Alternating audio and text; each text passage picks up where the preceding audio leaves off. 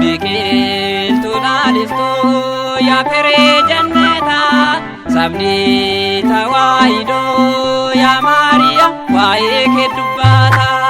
Maariyaam qulqulleettee ayyaana qabeetti ati naaf kadhadhoo gooftaa kee duraatte.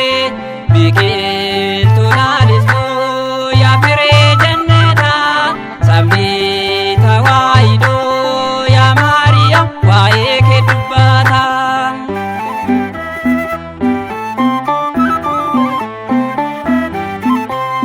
Dhaloota Addaam keessaa ishee filatamte yaa haadha gooftaa koo jalqaba himamte.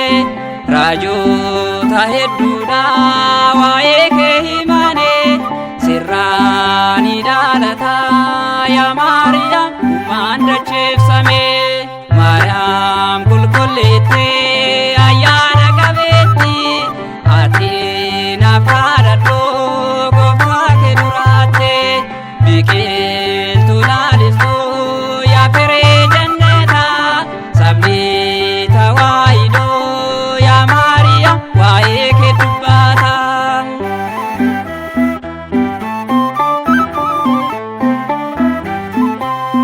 Gara kee ni dhufee ergama Waaqayyoo si galateeffatee egaa inni sayyoo.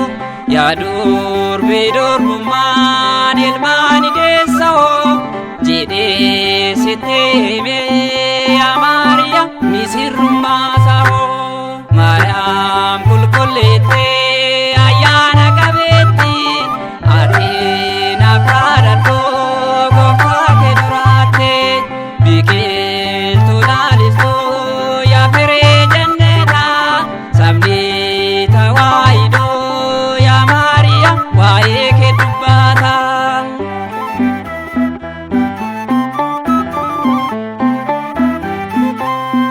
Abbaa Hiriyaaqoos galata isaatiin lapheen koo waan gaarii ni baase jechuuni.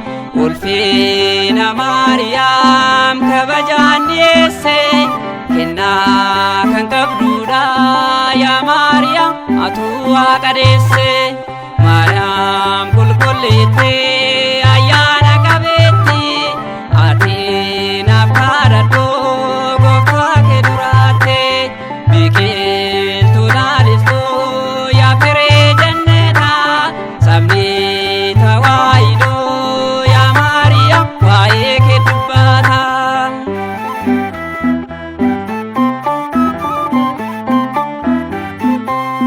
Laphee hundaa sedee jaalalli kee addaa jechaan kan hin quufne maqaan kee nu maddaa.